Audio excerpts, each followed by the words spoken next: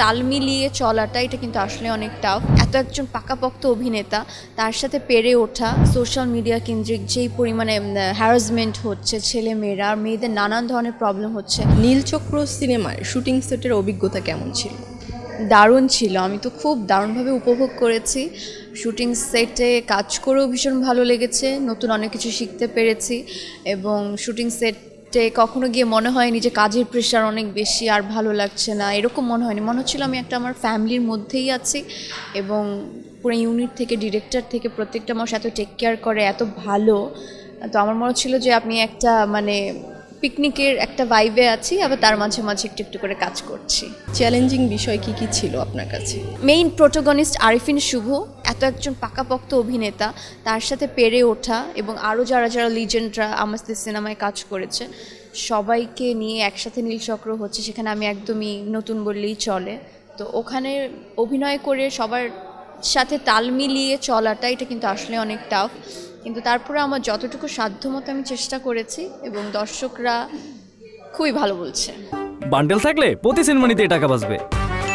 বিকাশ send money bundle কিনে জিতুন প্রতি লেনদেনে। এই ফিল্মটা যখন আমাকে প্রস্তাব দেওয়া হয়, আমার মনে হয় কাজটা অবশ্যই আমার করা উচিত। গল্পটা এত দুর্দান্ত, আর সিনেমা হলে তো চলছে, দর্শকরা হিউজ পরিমাণে রেসপন্সও করছে, তাদের নাকি দারুণ লেগেছে। তো আমরা আসলে দিন শেষে এটাই চাচ্ছিলাম যে আমরা যে মেসেজটা দিতে চাই, যেই টপিকটা নিয়েই অ্যাকচুয়ালি পুরোটা নীলচক্র চক্রময় যে সিনেমাটা, ওটা বুঝতে গেলে হলে যেতে হবে, তাহলেই দর্শকরা কানেক্ট করতে পারবে। আপনার কি মনে হয় যে এই সিনেমা কি আমাদের সমাজকে পরিবর্তন করতে পারবে?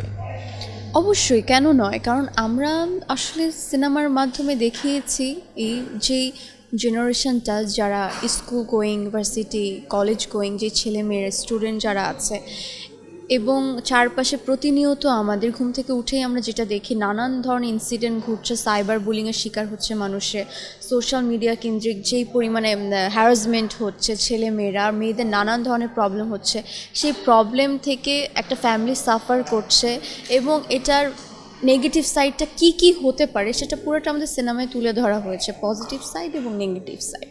তো এটা যদি কেউ উপলব্ধি করতে পারে এবং বুঝতে পারে যে না কোনটা রং এবং কোনটা, আমার বিবেকের কাছে প্রশ্ন করতে পারে যে না আমি এটা করছি, তাহলে আমার জীবনটা কোন দিকে যাচ্ছে, তো আমাদের সিনেমা দেখলে বুঝতে পারবে, তারা উপলব্ধি করতে পারবে যে এক্স্যাক্টলি আমার কি করা উচিত, কোন দিকে আমার যাওয়া উচিত নয়। সো আমার মনে হয় যে এই প্রজন্মের জন্য ছেলে মেয়েদের অবশ্যই হলে গিয়ে নীলচক্র দেখা উচিত, তাহলে তাদের কাছে তো একটা মেসেজ যাবেই এবং তারা বুঝতে পারবে তাদের সঠিক সিদ্ধান্ত অ্যাকচুয়ালি কোনটা নেওয়া উচিত।